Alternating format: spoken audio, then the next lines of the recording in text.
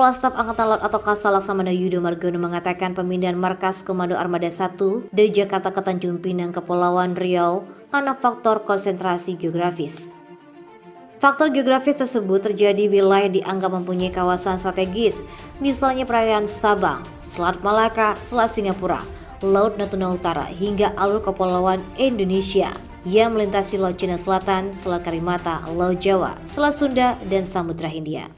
Selain karena dua faktor tersebut, pemindahan ini juga sering dengan beroperasinya satuan baru hasil validasi organisasi TNI AL, yakni Koarmada Republik Indonesia, Koarmada RI yang bermarkas di Jakarta. Yudo menargetkan pemindahan markas tersebut mulai efektif pada 5 Desember nanti 2022 atau bertepatan pada hari peringatan Hari Armada. Nantinya TNI AL memanfaatkan sarana dan prasarana yang juga bersedia di Tanjung Pinang. Misalnya untuk mengisi kebutuhan prajurit Armada 1, TNI AL akan menarik personel dari Pangkalan Udara Angkatan Laut ke-4 Tanjung Pinang. Adapun personel TNI AL yang sebelumnya bertugas di Armada 1 akan mengisi pos-pos di Koarmada RI di Jakarta. Selain pemindahan markas Koarmada 1, TNI AL akan menggeser markas Lantamal 4 Tanjung Pinang ke Batam. Prajurit TNI AL yang sebelumnya bertugas di Pangkalan Angkatan Laut atau Lanal Batam akan digeser untuk mengisi pos di Lantamal 4. Jadi, tidak secara besar-besaran sehingga lebih efektif, efisien karena sarana prasarana sudah memenuhi syarat. Dalam rangka pergeseran markas Koarmada 1 yang rencananya akan dipindahkan ke Tanjung Pinang, Kepulauan Riau, Kepala Staf Angkatan Laut atau Kasal Laksamana Yudo Margono melaksanakan peninjauan persiapan sarana dan prasarana Lantamal 4 Tanjung Pinang.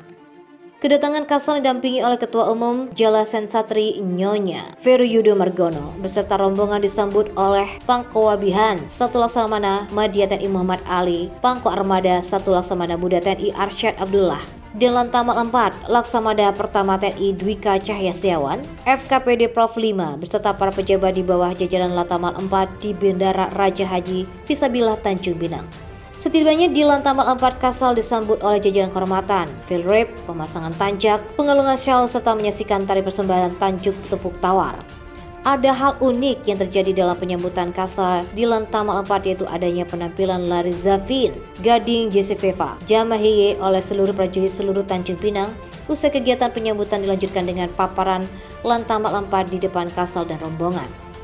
Kasal mengatakan bahwa apabila nanti semuanya sudah ditinjau dan memungkinkan untuk markas Komando Tomako Koarmada 1 Tanjung Pinang, Kasal akan laporan Presiden untuk mendapat persetujuan Presiden sehingga Koarmada 1 bisa dipindahkan ke Tanjung Pinang.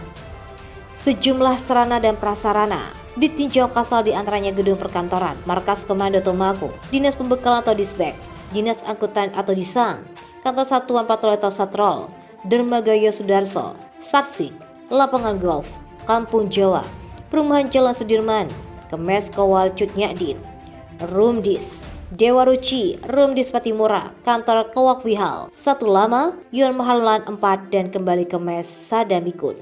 Kasal berharap jika Koarmada 1 ditempatkan di Tanjung Pinang dengan unsur-unsur kapal perang Republik Indonesia atau KRI yang melaksanakan patroli akan lebih dekat ke daerah operasi sehingga efektivitas dan efisiensi operasional dapat dijalani.